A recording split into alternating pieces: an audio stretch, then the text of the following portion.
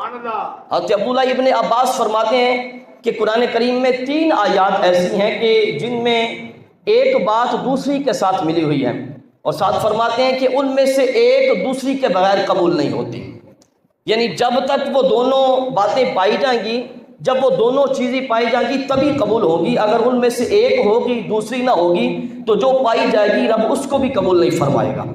اور فرماتے ہیں ان میں سے ایک آیت ہے رب کائنات کا فرمانے علی شان اطیعوا اللہ و اطیعوا الرسول، کہ اے لوگوں اللہ کی اطاعت بھی کرو اور اللہ کے رسول کی اطاعت بھی کرو۔ یعنی اس آیت کریمہ میں رب کائنات نے اپنی اطاعت کے ساتھ اپنے محبوب کی اطاعت کا بھی حکم ارشاد فرمایا۔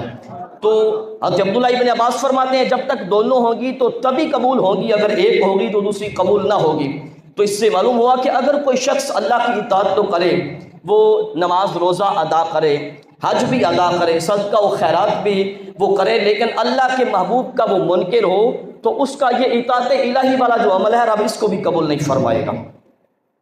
یہ سارا کچھ جو ہے یہ اس کے منہ پہ مار دیا جائے گا۔ سیاستہ کی روایت ہے، میرے حضور ایک مرتبہ مال غنیمت تقسیم فرما رہے ہیں، ایک شخص آیا بد باطن، اس نے یہ جرت کی کیونکہ ایمان سے محروم تھا، اس نے جرت کی، کہنے لگا اے یا محمد صلی اللہ علیہ وسلم کہ اے محمد انصاف کیجئے۔ میرے حضور نے فرمایا بدبختہ اگر کائنات میں انصاف نہیں کروں گا تو اور کون انصاف کرے گا میرے سوا۔ فنافر رسول عاشق رسول جناب فاروق اعظم رضی اللہ تعالیٰ عنہ، آپ نے عرض کیا بندہ نواز اجازت عطا فرمائے کہ اس کی گردن اتار دوں۔ حضور نے آپ کو اجازت تو عطا نہ فرمائی، لیکن آپ نے فرمایا کہ آخری زمانہ میں اس کی پشت سے ایک قوم پیدا ہوگی۔ فرمایا جو نمازیں اتنی پڑھیں گے کہ تم اپنی نمازوں کو ان کی نمازوں کے مقابلے میں کم سمجھو گے۔ میرے حضور صحابہ کو فرما رہے ہیں ہماری بات نہیں، حضرت ابوبکر عمر موجود ہیں، عثمان و علی موجود ہیں، اشرا مبشرہ صحابہ کرام موجود ہیں، اور جانے کائنات ان کو فرماتے ہیں تم اپنی نمازوں کو ان کی نمازوں کے مقابلے میں کم سمجھو گے۔ یہ سیاستہ کی روایت ہے۔